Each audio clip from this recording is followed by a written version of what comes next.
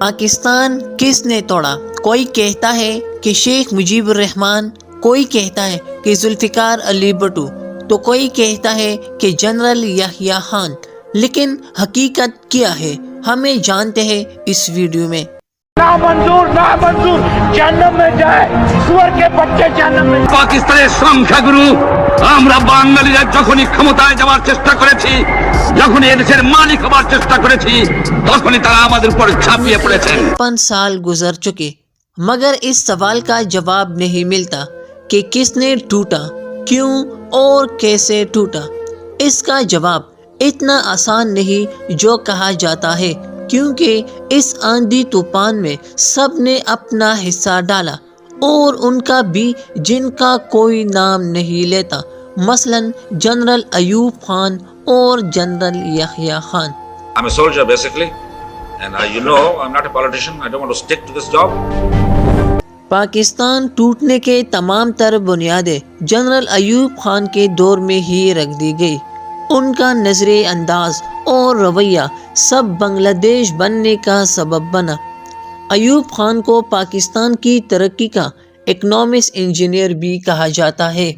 یہ ساری ترقی مشرق میں نہیں بلکہ مغربی پاکستان میں ہو رہی تھی۔ پاکستان 1950 میں فی کس آمدنی تھی 311 روپے، اب مغربی پاکستان میں 338 اور مشرقی پاکستان میں تھی 287 روپے، یعنی مشرقی اور مغربی پاکستان کے درمیان 51 روپے کا ترقی تھا۔ لیکن 10 سال بعد 1960 میں مشرقی پاکستان کی 287 سے کم ہو کر 278 اور مغربی پاکستان کی 338 سے بڑھ کر 366 ہو گئی۔ 1970 میں فی کس آمدنی 424 روپے ہو گئی اور مشرقی پاکستان میں 331 جبکہ مغربی پاکستان میں 537 روپے ہو گئے تھے۔ ایوب کے سنہری دور میں اضافہ 53 روپے ہوا جبکہ مغربی پاکستان میں 171 روپے تھی، یعنی مغربی پاکستان مشرقی پاکستان سے 3 گنا بھی زیادہ تھا۔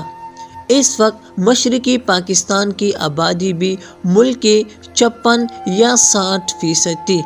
تب شیخ مجیب الرحمان کہتے تھے کہ مجھے اسلام آباد کی سڑکوں سے پٹسن کی خوشبو آتی ہے۔ اس کے بعد اگرتلہ سازش کیس ہوئی جس نے مشرقی پاکستان کی ٹوٹنے کی راہ ہموار کی۔ یہ سازش 6 جنوری 1968 کو ہوئی جب کئی لوگ گرفتار ہوئی اور ان پر الزام ہوئی کہ انہوں نے بھارت کے ساتھ مل کر پاکستان توڑنے کی کوشش کی۔ اس سازش کیس میں شیخ مجیب الرحمان کا نام بھی شامل تھا۔ مشرقی پاکستان کے لوگ غم و غصے میں تھے، جس کے بعد مارچ 1969 میں مجیب کو رہا کیا جاتا ہے۔ اس کے علاوہ یحییٰ کا کردار بھی اہم ہے، جو پاکستان کے صدر بھی ہے، چیف مارشل لا ایڈمنسٹریٹر بھی ہے، وزیر دفاع بھی ہے اور وزیر خارجہ بھی ہے۔ جنرل یحییٰ کے دور میں پاکستان کی تاریخ میں پہلی بار دسمبر 1970 میں عام انتخابات ہوئی۔